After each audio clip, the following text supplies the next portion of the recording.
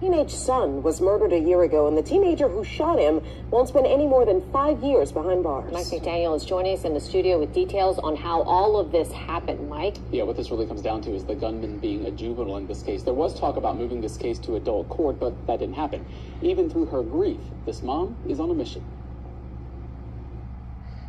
This is my favorite picture of my son. I wear it every day. Through a necklace, Nekisha McGlothen's son is always close by. This necklace was ordered for me probably a week or two after my son passed.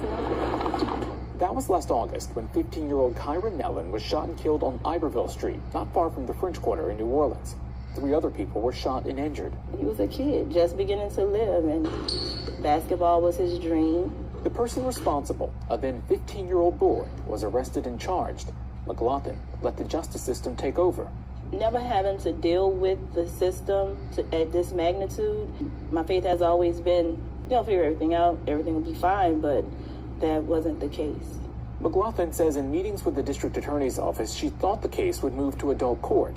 Last week, the now 16-year-old was sentenced to juvenile life for 1 count of second-degree murder and 3 counts of attempted second-degree murder. He won't be in there a day over 21. That's 5 years. This school teacher says the conviction came through a plea deal she didn't agree to. The district attorney's office released a statement to Eyewitness News saying the family was involved in the process and that each case is handled on a case-by-case basis. McGlothen worries about the message this case sends. It's like they're not having any type of remorse for what they're doing. They're getting a slap on the wrist, and they're going to a juvenile facility, and then they'll be home shortly. I was hurt.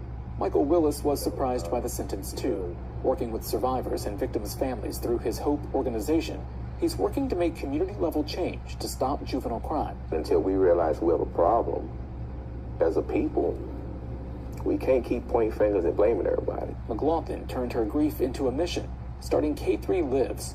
K3 was her son's basketball nickname. It's a foundation focused on community outreach. Everything that's done through the foundation, it's reminded me that he's living because this is something that he would have wanted to do.